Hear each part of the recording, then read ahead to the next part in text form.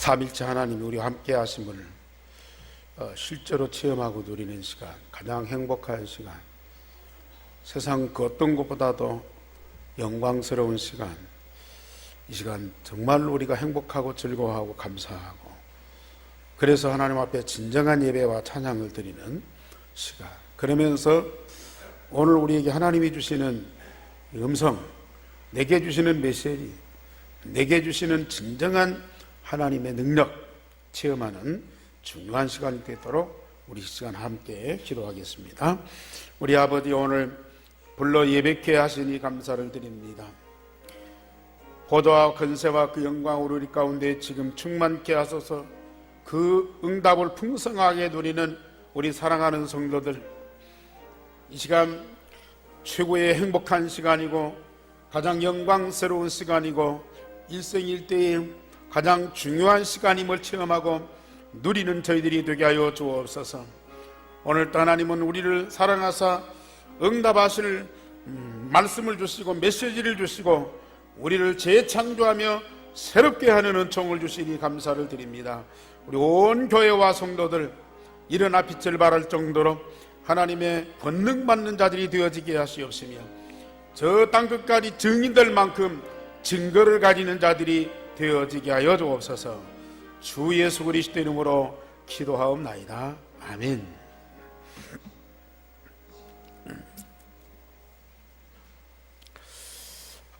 지금 우리는 2000년 전 이스라엘 땅에서 일어났던 역사적인 사건을 보고 있습니다. 그러나 역사 공부를 하는 것이 아니고, 성경을 통해서 역사 공부를 하는 것이 아니고, 지금 내 안에 계신 그리스도의 일생일대의 가장 중대한 사건입니다. 우리가 지금 이 자리에 앉아 있는 그 근본 배경을 우리에게 말씀해 주시고 있어요. 내 안에 계신 그리스도의 역사적인 사건, 그 사건을 통해서 내가 받은 구원과 받은 응답과 장차받을 축복을 이 말씀을 통해서 우리가 확인을 해야 돼요. 우리가 전도운동 해야 되겠죠. 그런데 이 응답받으면 전도운동 되게 돼 있어요.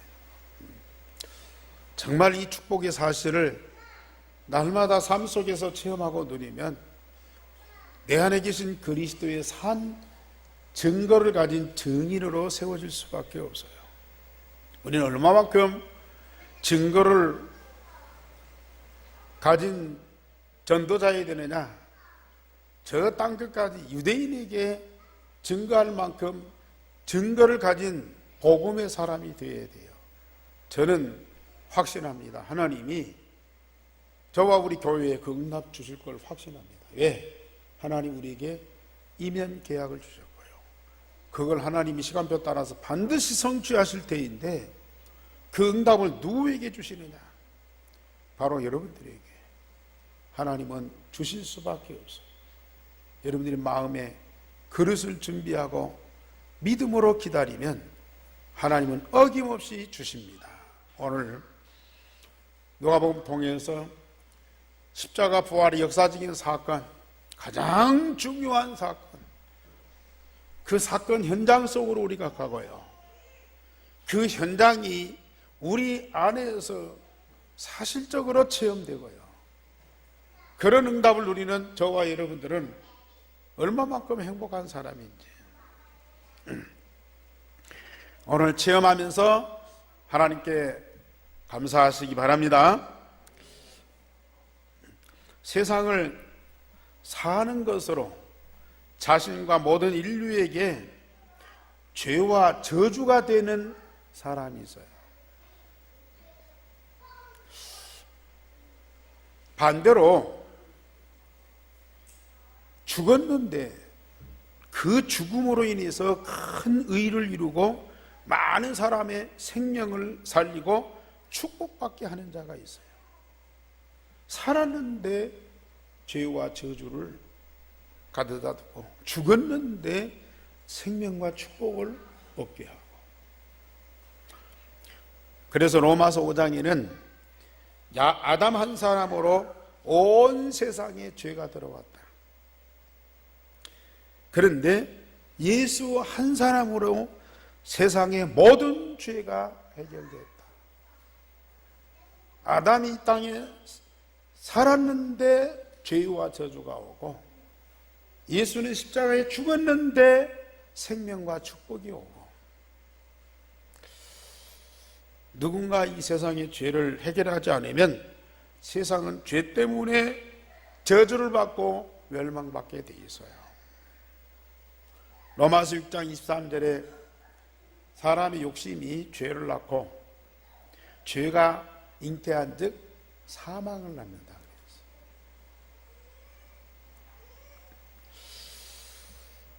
요한일서 3장 8절에 죄를 짓는 자는 마귀에게 속하였다.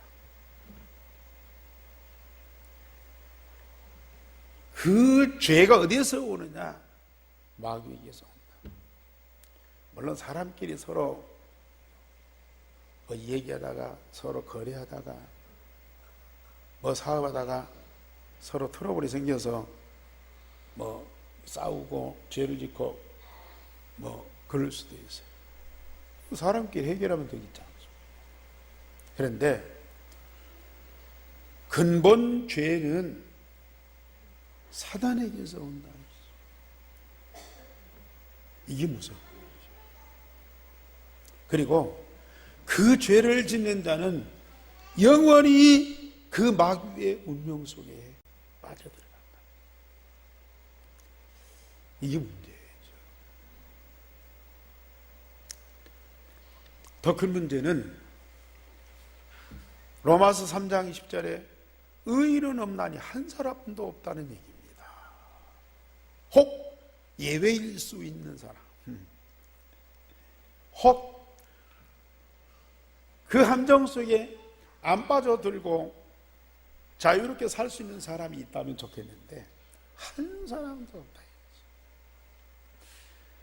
이 사단이 만들어 오는 함정, 틀, 올무 속에 세상의 모든 사람들은 다 갇히게 돼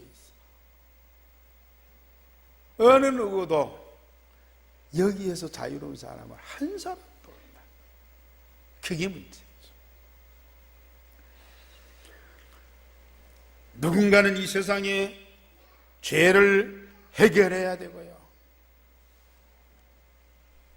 이 죄와 저주를 해결할 자가 없다면 이 세상은 저주와 멸망으로 영원토록 고통받을 수밖에 없다는 얘기죠. 그런데 예수님께서 죄 없는 몸으로 십자가의 죽음으로 말미암아 천하 만민을 살리는 복음이 되셨어요. 죄 없으신 예수께서 가장 고통이고 가장 저주고 가장 무서운 이 십자가의 죽음으로 말미암아 나와 세상의 모든 죄를 해결하는 복음이 되셨다. 하나님 앞에 아멘 하면 크게 하시기 바랍니다. 진짜요. 이걸 사실적으로 체험하고 누리는 사람들, 정말로 보고 있는 사람이죠. 그가 죄 없으신 것을 제자들이 아니고, 제자들은 3년 동안 따라다니면서 보았잖아요. 잘못 아는 거 있지만은 예수가 누구인가를 알고 있어요. 그런데 이 예수님 밖에 있는 저 빌라도 총독이 예수님을 재판하면서 보라, 이 사람에게는 죄가 없다. 너희들은 예수를 잡아 죽이려고 고발하지만 나는 이 사람에게서 죽일 죄를 찾지 못했다고요. 3번이나. 오늘 23장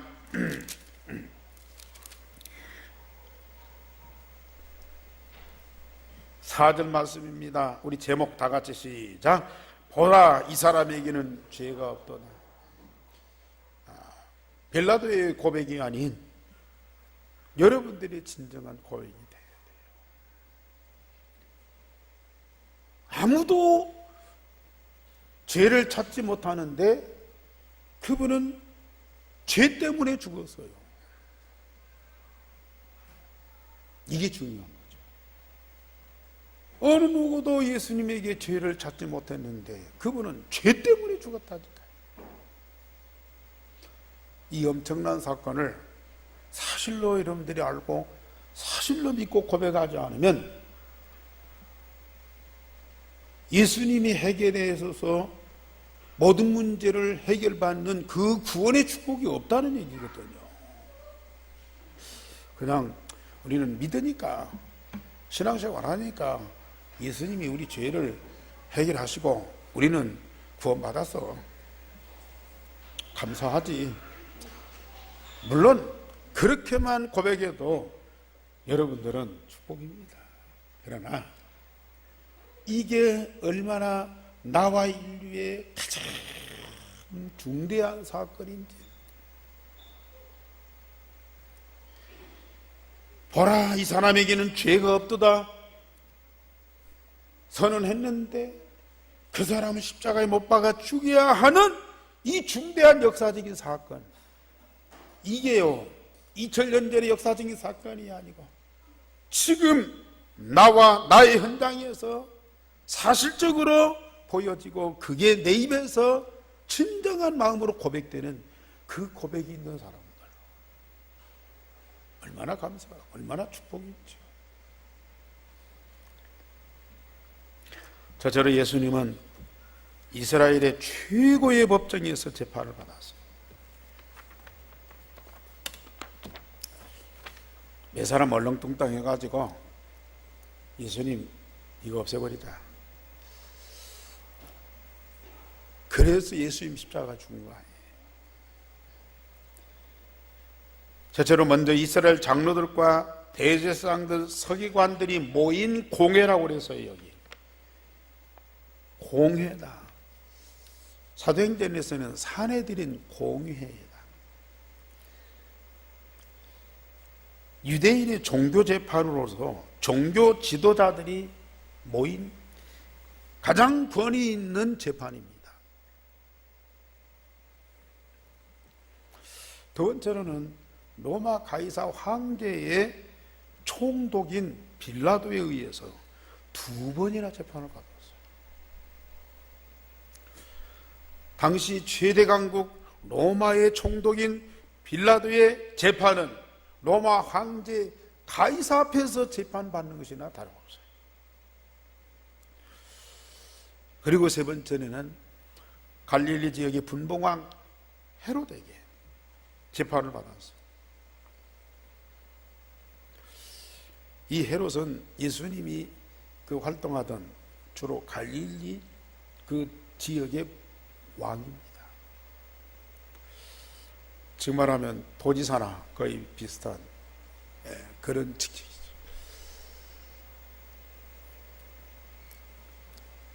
빌라도가 재판하다가 이 예수가 갈릴리 출신이다 그러니까, 그러면 갈릴리를 책임지고 있는 헤롯에게 넘겨줘서 재판을 하더라. 사실은 이 예수에게 죄를 찾지 못하니까 좀 떠넘긴 거예요. 애매하니까. 그래, 헤롯 네가 해봐라 그랬어요. 그런데 역시 헤롯도 예수님을 재판하는데, 이 헤롯은 오랫동안 자기가 관할하는 지역의 그 예수잖아요. 많은 소문을 들었어요. 여기저기 사람들이 많이 모고 기적을 많이 행한다는 그 소문을 듣고 좀 만나보고 싶었어요. 예수가 행하는 그 기적도 좀 보고 싶었어요. 그래서 마침 잘 됐다 싶어서 예수를 재판하고 신문하는데, 이 헤롯의 동기를 아니까 예수님은 한마디 대답을 안 하죠.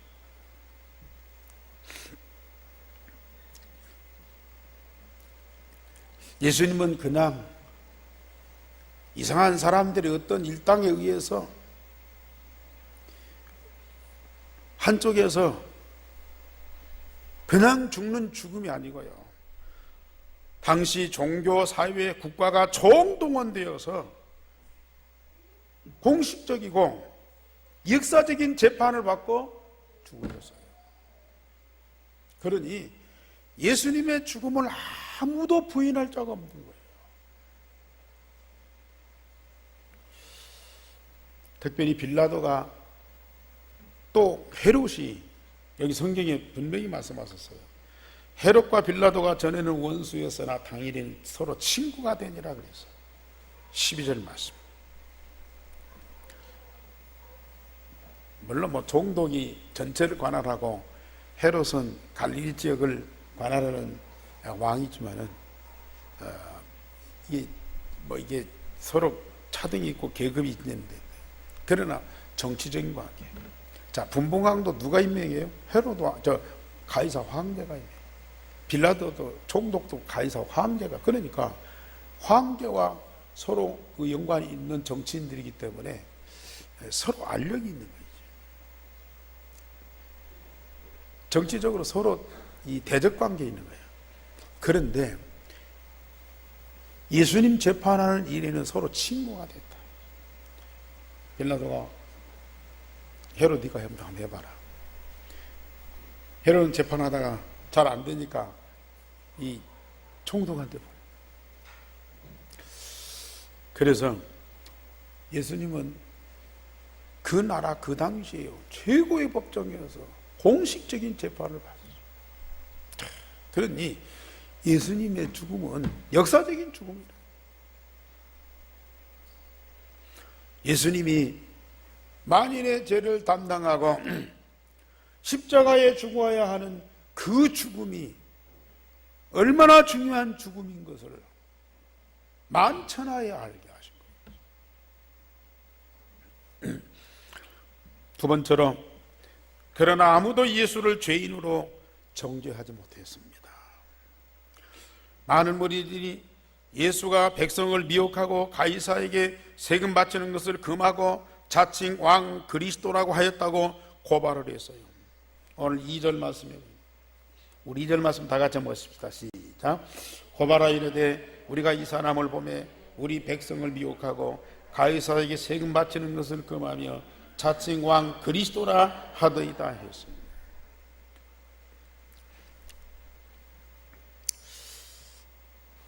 세상은요, 죄와 악으로 가득 차 있기 때문에 의인을 죽이려고, 의인을 없애기 위해서 없는 죄목을 만들어서 누명을 씌우는 그것이 일반화되어 있어요.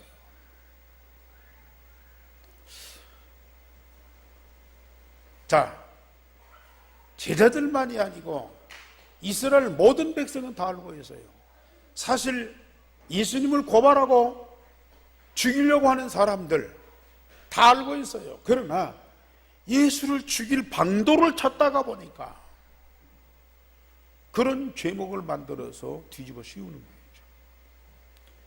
예수님은 지금까지 사람을 미혹하기는커녕 가난하고 불쌍하고 죄인입니다. 심지어 죽을 자도 살렸어. 우리가 누가복음에 봤듯이 제자들이 와서 예수님께 묻습니다. 우리가 가이사한테 세금을 바쳐야 됩니까? 안 바쳐야 됩니까? 그때 예수님이 동전을 가지고 와라. 이게 누구의 화상이냐? 가이사입니다. 그랬더니요, 가이사의 것은 가이사에게, 하나님의 것은 하나님께 앉으라. 한 번도 로마에 대해서, 유다 나라에 대해서 반기를 들거나 데모를 하거나 음모를 꾸민 적이 한 번도 없거든요. 그런데 가이사 황제를 거부했다. 그리고 유다 나라를 혼란케 위해서 반란을 일으켰다.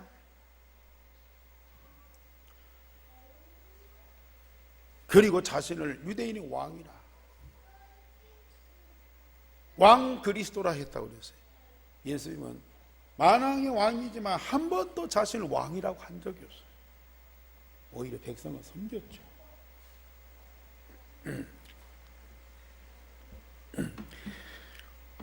우리나라에도 과거에 유신정권, 군사정권에서 물론 간첩들도 있어요. 그러나 선량한 양민을 간첩으로 몰아서 감옥에 갇히고 심지어 사형까지 내린 적이 얼마나 많습니까? 지금도 많은 교단들이 복음동하는 이 다락방 운동을 2단으로 만들어요. 2단이 아닌데 2단으로 만들어. 왜요? 2단으로 만들어야 이 세력을 꺾는다 이거죠. 이것만이 아니고 우리 일반 이 생활 속에서 이런 일들을 여러분들 많이 만나잖아요. 친구끼리도 집안들도 심지어 가정에서도 중상, 모략 이런 것들이 많이 일어나잖아요. 우리는 그걸 특별히 생각할 것도 없어요. 죄와 악으로 가득한 세상에는 그럴 수밖에 없다. 그 배경에는 반드시 사단의 영이 있기 때문에 사단은 이런 것들을 동원해서 의인된 자를 심지어 복음 가진 자들을 핍박하고 죽이려고 한다니까요. 예수님 말씀하셔서 이런 일은 당연히 있는 것이다. 마지막 때는 더 심하다. 우리가 그것 때문에 적당하게 화해하고 또 변명하고 이유를 달아서 빠져나가고 그럴 필요가 없어요. 헤롯이나 빌라도나 제사장들이 묻습니다. 네가 그리스도냐? 네가 하나님의 아들이냐? 네가 유대인이 왕이냐? 물었어요. 예수께서는 네가 말한 대로 그대로 하고 답변을 했어요. 예수님은 재판이 묻는 말 그대로 사실대로 답변. 살아남기 위해서 변명하고 또 속이고 그럴 필요가 없었어요. 그런데 최고 재판관인 빌라도는 고백합니다. 이 사람에게는 죄가 없다. 그가 행한 일에는 죽일 일이 없다. 아무리 찾아도 죽일 죄를 찾지 못했다.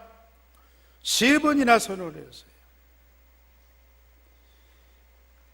이 역사적인 재판에서 재판장 빌라도가 3번이나 공식적으로 죄 없음을 선언을 했어요.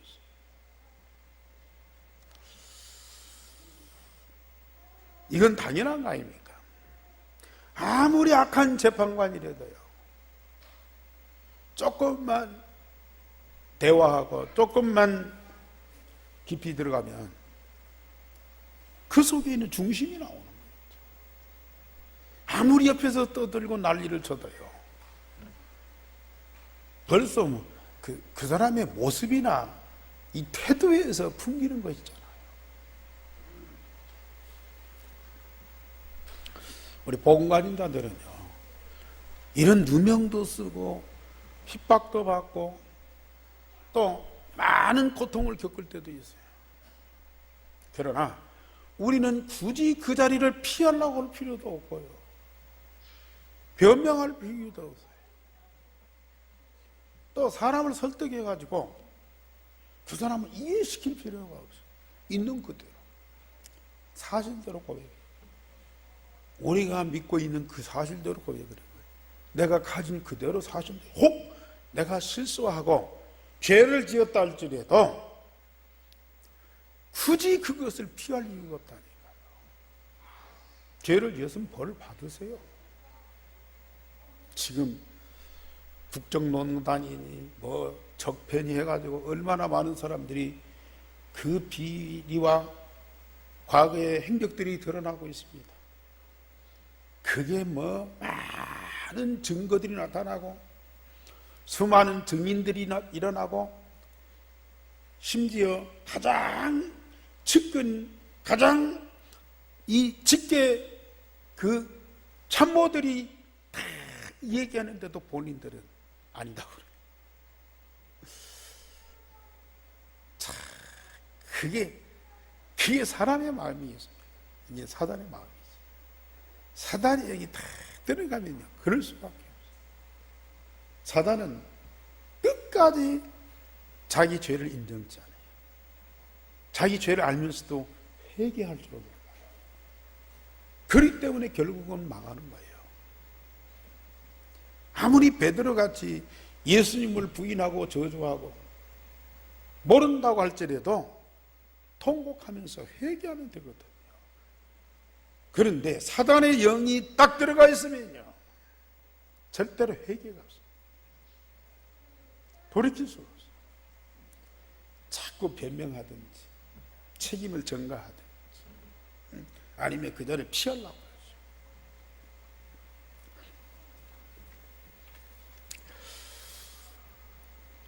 세 번째로 빌라도는 백성들의 요구대로 예수님을 십자가 사형에 넘겨주었습니다. 빌라도가 죽일 죄를 찾지 못하고 예수를 놓아주려고 애를 썼으나 무리들이 살인자 바라바는 놓아주고 예수를 십자가에 못 박게 해달라고 소리 질렀어요. 얼마나 악랄하네. 아니, 죄 없는 예수님 목에 가두고 십자가에 죽일 수도 있어요. 그러나 그 판국에 밀란을 일으키고 사람을 죽인, 그래서 감옥에 갇혀있는 바라바는 해방시켜달라 이거죠. 이게 사단의 영에 충만한 사람, 이게 모든 인간들의 본심이에요. 이게. 참, 자기들의 비위 안 맞고 자기들의 이권에 손에 드는 사람이라, 그렇기 때문에 이 사람 없애버려야 되겠다, 거기까지도 우리는 이해할 수가 없어요. 그러나 그렇게도 빌라도가 3번이나 죄 없다고 선언하고 그를 놓아주려고 애쓰는데 오히려 반대로 밀란을 일으키고 사람을 죽인 이 바라바는 살려두고 예수님 십자가 못 박게 해달라고 소리 질러요.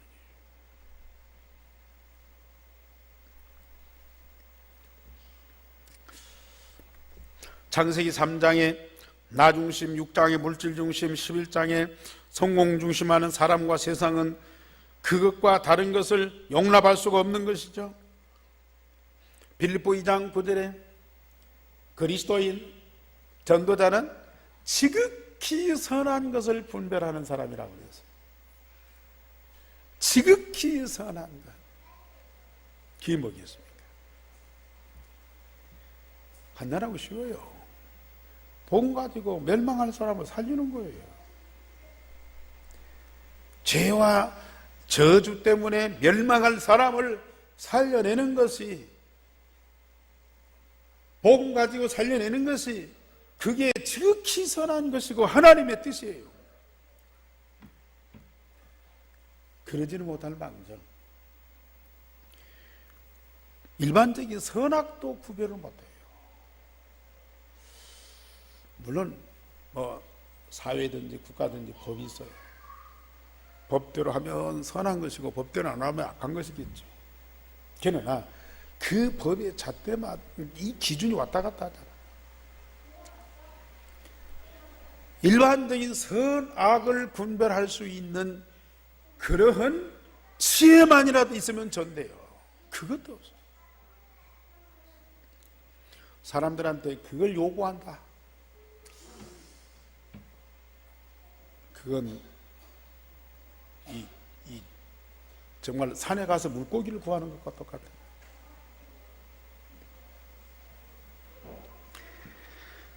빌립보 4장 6절 7절의 말씀에 있었어요. 모든 지각에 뛰어난 하나님의 평강이 너희 마음과 생각을 지키시리라. 저는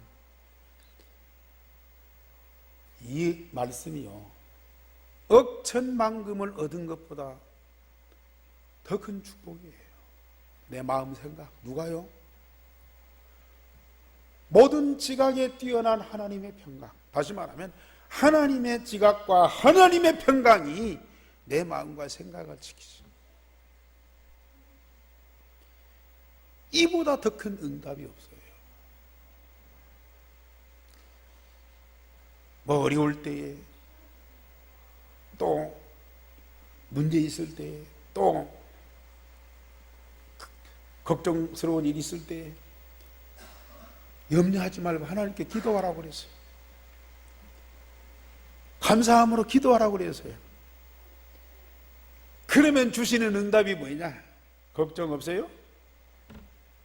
문제 해결해줘요? 악한 사람 처리해버려요? 아니고요. 내가 걱정하고 두려움 있고 큰 문제 속에서 하나님께 감사하면서 기도했는데 하나님이 주시는 응답 뭐예요? 모든 지각에 뛰어난 하나님의 평강이 너의 마음과 생각을 지키시리라. 이게요, 최고의 응답.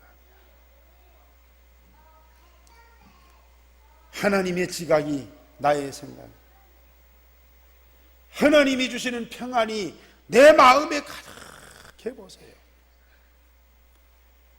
그 하나님의 지각과 참된 평안을 통해서 내가 당한 어려움과 사건과 문제를 보고 판단해 보시라니까요. 정확한 답이 나와요.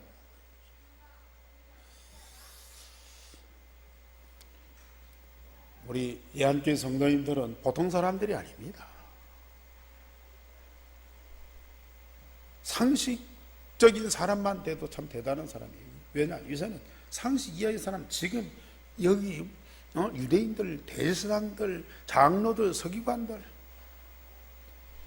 그 사회의 가장 양심적인 종교인들이라고 하는데요, 이 사람들이 얼마만큼 무모하게 예수님을 고발하고 십자가에 죽여달라고 야고성을 지금 상식 이하니까요. 그러나 상식만 갖고도 대단한 건데 우리는 상식 이상의 사람들이 되어야 돼요.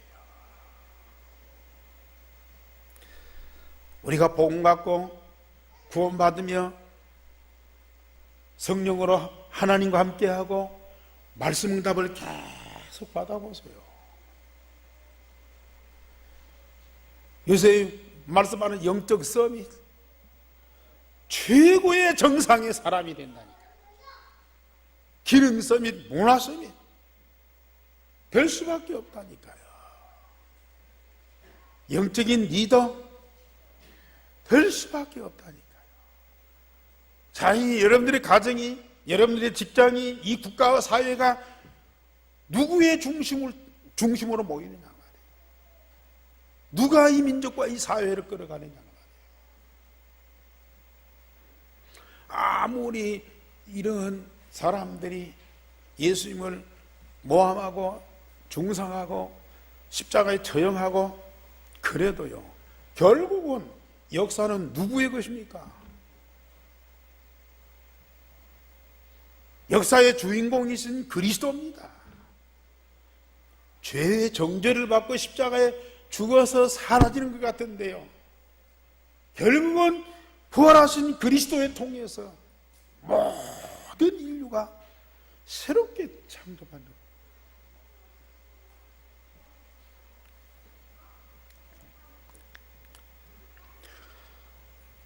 죄인은 살리고 의인은 죽이려고 해요. 그 마음과 생각 속에 사단의 영이요, 거짓된 것으로 가득 차 있어요. 악한 것으로 가득 차 있어요. 저주와 재앙으로 가득 차 있어요. 사람들에게 나올 수 있는 건 그것밖에 없어요. 빌라도가 백성들의 여론에 굴복해서 바나바는 감옥에서 놓아주고 예수는 십자가에 죽음에 내주었습니다. 양심 있는 정치인이랄지라도 백성들의 여론 앞에는 무릎 꿇게 되었어요. 우리 예수님은 죄 때문에 십자가에 죽습니다. 그러나 말씀드렸듯이 역사적인 재판에서 아무 죄도 찾을 수 없는 완전한 의인인데요, 그는 죄인으로 십자가에 죽습니다.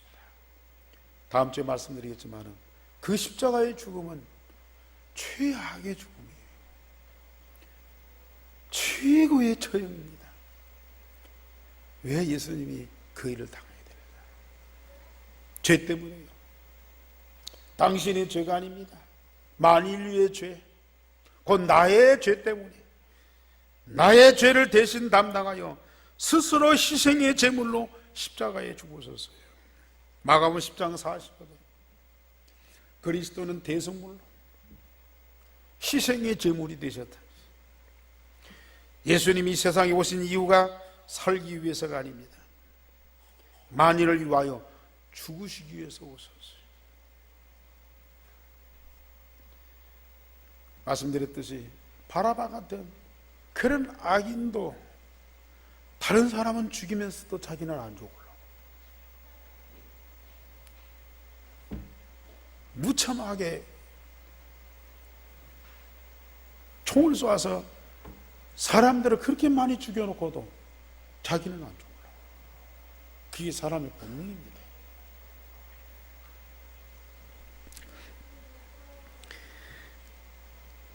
그런 죄인들도 안 죽고 살기 위해서 몸부림칩니다. 변명 정도가 아니고 증거를 조작하고 남을 죄인으로 만들어서 심지어 죽이기까지 한다고 말이죠. 그러나 예수님은 죄 없는 몸으로 희생의 제물이 되셨습니다. 우리의 과거, 현재, 미래 문제를 완전히 해결하셨습니다. 예수님이요, 원수들한테 안 잡히고 원수들 다 쓸어버릴 수 있어요. 뭐 헤롯 왕이 아니라 빌라도까지, 만약에 가이사 황제가 군대를 동원해서 예수님을 잡아 죽이려면 예수님은 그것까지도 물리칠 수 있습니다. 그런데 예수님은 순수하게 붙잡혔어요. 자, 빌라도가 그렇게 3번이나 선을 했으니까 보라, 나를 죽일 이유가 뭐냐? 당당하게 큰 소리 치면서 빠져나올 수 있어요. 그러나 예수님은 한마디 변명도 안 하셨어요. 왜 그렇습니까? 분명한 목적이 있어요. 예수님이 이 땅에 오신 것은 만인의 죄를 담당하시고 희생의 제물이 되시기 위해서 오신 거예요. 이 잔을 내게서 옮기시옵소서. 그러나 내 원대로 마옵시고 아버지의 원대로 하옵소서. 이게 아버지의 원입니다. 아버지의 기쁘신 뜻이기 때문에 그 기쁘신 뜻을 위해서 자기 목을 낸 거예요. 이게 복음입니다. 이게 전도자입니다.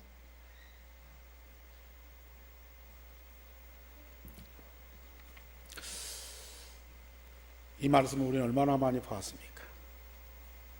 이 말씀을 얼마나 많이 들었습니까? 봄에 고난주간 때는 막 그 눈물을 흘리면서 이 말씀을 읽고 감동을 받았어요. 그런데요, 예수님이 나의 과거, 현재, 미래의 모든 죄를 원죄, 자범죄로 완전히 해결하셨고 우리는 죄에서 해방받았다, 우리는 구원받았다, 우리는 하나님 자녀다. 그런데 여전히 나는 죄를 짓고 있거든요. 여전히 악을 행하고 있거든요. 아니, 말씀은 분명히 나의 죄를 해결했다고 그러는데요, 여전히 나는 죄 가운데 있어요. 참 얼마나 답답한지 모르겠어요. 나를 보면은 남들은 나를 목사라고 하고 죄인이라고 안 하지만은 내가 나를 볼 때는 참 양심이요, 너무 부끄럽거든요. 하나님 앞에 너무 부끄럽거든요.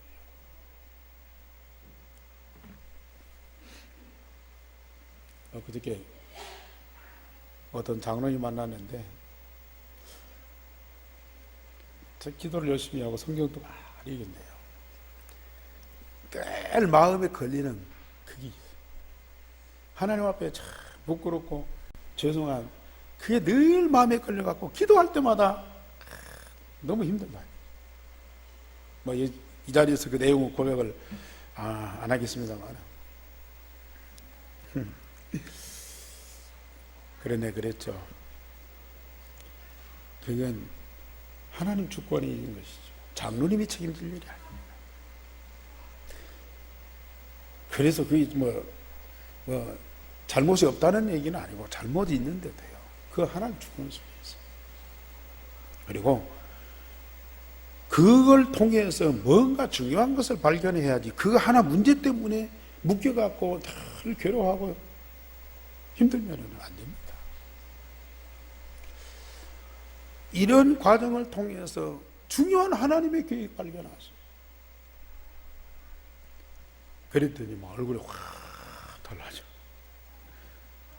내 손을 탁 잡더니 목사님 고맙다고 감사하다.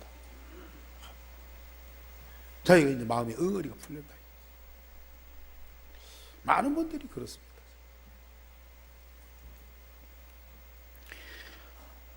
정말로 이 복음, 우리의 죄를 해결할 뿐만 아니라 죄의 근본이 사단의 머리통을 깨뜨렸어. 사단이 머리통을 깨뜨릴 뿐만 아니라 우리를 하나님 만나는 길을 여서서 우리가 하나님의 자녀되는 권세가 돼 있었어. 하나님과 24시 영원토록 함께하는 그 응답 속에 우리가 들어가야죠. 저 죄와 사단과 절대 상관없는 그런 하나님의 생명을 가진 하나님의 자녀로 우리의 신분이, 우리의 운명이 완전히 바뀌었다니까요. 이제는 하나님의 생명을 가지고 하나님과 함께 하나님 주신 말씀을 응답받으면서 우리가 하나님 모든 영광에 이르는 자가 되었어. 얼마나 감사하고 행복한지 압니까? 이게. 그런데 이 정확한 복음이 이해가 안 되고 그냥 습관적으로 믿을 때, 종교적으로 믿을 때는요, 겉으로는 구원받았다고 그러고 우리가 죄에서 해방받았다고 좋아하는데 내적으로는 늘 죄송스럽고 부끄러운 거예요. 늘 막 죄회개하니라고요. 매일 아침 저녁으로 죄회개하고요. 그래놓고는 계속 그 체질이 어디로 갑니까? 그 근본이 어디로 갑니까? 뭘 이루는 것이 아니고 내 안에 있잖아요. 사단의 영이 내 안에 있다. 그 사단으로부터 주어지는 죄의 근성이 내 체질돼 버렸어. 이게 뿌리 내려가지고 삶으로 열매는 나올 수밖에 없다니까요. 그런데 유일성의 복음이 각인 뿌리 체질되니까요. 이런 모든 것들이 다 사라져요. 다윗이 그래서요, 동에서 서가 먼 것처럼 모든 죄와 저주가요 나에게서 멀리 떠나가 버렸어요. 그러면 우리가 실수 안 합니까? 죄를 안 지십니까? 그것까지도 우리 예수님 담당하셨어요. 예. 우리 체질이 안 바뀌어서 실수할 수도 있고 죄질 수도 있어요. 그러나 계속 복음 누리면서 하나님 말씀 응답 받다 보면 우리의 각인 뿌리 체질된 것이 계속 바뀌면서 재창조되는 응답이 있잖아요. 이제는 우리가 어떻게 하면 죄를 안 짓고 깨끗하게 살까가 아니요, 하나님의 기쁘신 뜻, 지극히 선한 것을 분별하고 그게 응답되도록, 그 일에 우리가 쓰임받도록 자꾸 하나님 앞에 헌신되잖아요. 얼마나 감사한 일이에요. 저는 빌라도가 고백하, 보라, 이 사람에게는 죄가 없다. 그런데 그분은 죄 때문에 죽었어요. 나의 근본 문제 완전히 해결하고요. 이 아담과 하와가 저질렀던 그 원죄까지도 십자가에서 완전히 해결하셨어요. 나는 거기에서 완전히 해방. 그래서 로마서 8장 1절에 그리스도 안에 있는 자는 결코 정죄함이 없나니 생명의 성령의 법이 너를 죄와 사망의 법에서 해방하였습니다. 그게 바로 구원입니다. 그 구원을 이루는 하나님의 방법이 복음입니다. 우리는 그 복음으로 구원받았고요. 이런 원죄, 자범죄에서 해방받아. 아니, 그 원죄, 자범죄의 근본이 사단인데요. 여기서 완전히 우리는 해방받았어요.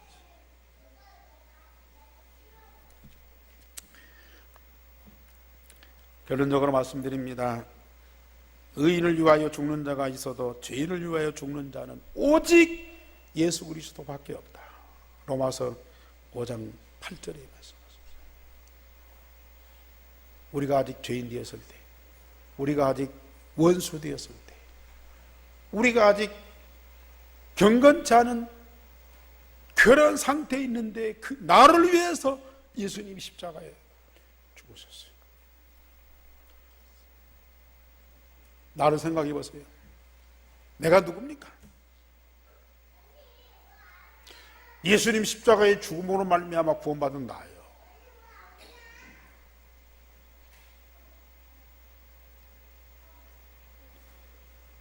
그래서 또 로마서에서 보면은 나는 예수님과 함께 십자가에 죽고 나는 예수님과 함께 다시 살았다.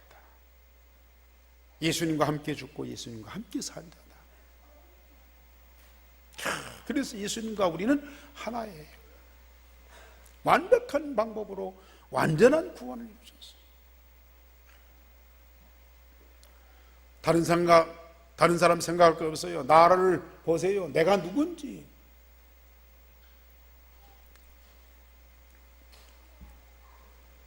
나를 위해서 목숨 버리신 예수 그리스도의 십자가의 그 사랑, 십자가의 사랑, 최고의 사랑이지 않습니까?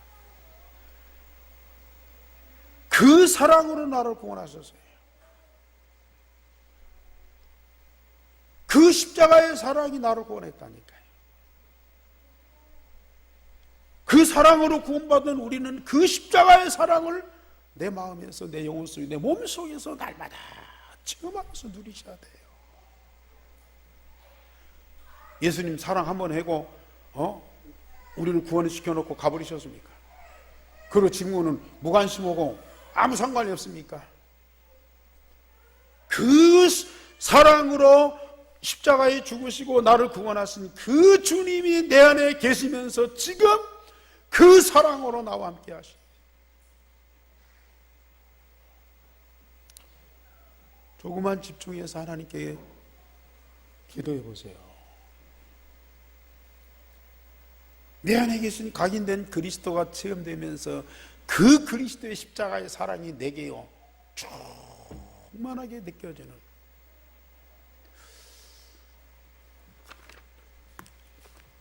그런 사랑받는가요? 그 사랑으로 우리가 만족해 보세요. 혹 세상에서 사랑이 아니고 미움받을 수 있어요. 나를 이해하고 도와줄 자가 나를 거부하고 나를 모욕할 수 있어요. 그래도 괜찮아요. 예수님이 나와 함께 하시면서 그 십자가의 사랑으로 지금도 영원토록 함께 하시는데 우리는 그 사랑으로 만족합니다. 그 사랑으로 만족한 여러분들, 하나님을 내 몸처럼 사랑하고 하나님을 내 목숨을 다해 사랑할 수 있고요, 만민을 내 몸처럼 사랑할 수 있어요. 내 안에서 그 그리스도의 십자가의 사랑, 그 아가페의 사랑이 생수처럼 흘러넘치는 그 사랑을 가지고 우리는 하나님을 정말 사랑할 수 있고요, 만인을 내 몸처럼 사랑할 수 있고요. 그게 바로 그리스도, 그게 바로 우리 예한교회 성도들입니다. 날마다 우리는 그 믿음과 확신 속에서 최고의 행복한 삶을 사시기를 주님의 이름으로 축원합니다. 우리 아버지, 오늘 또 말씀으로 복음과 그 구원을 확인시켜 주시고 그 복음과 구원을 통한 예수 그리스도의 십자가의 사랑, 독생자를 주신 하나님 아버지의 사랑을 실제 체험하고 풍성하게 누리게 하시니 감사를 드립니다. 우리 안에 각인된 그리스도, 그 생명과 능력뿐만 아니라 십자가로 나를 사랑하신 그 사랑이 내 안에서 강같이 흐르게 하시니 감사를 드립니다. 그 축복을 기도로 누리는 자들, 세상에서 가장 보배롭고 존귀한 자들, 만인을 복음을 통해서 살려고 사랑할 하나님의 사람들, 이 자리에 모이게 하소서오니 이 자리에 모인 자들 그 축복을 풍성하게 누리도록 성령께서 지금 깨닫게 하시며 감동하시며 역사하여 주옵소서. 주 예수 그리스도 이름으로 기도하옵나이다. 아멘.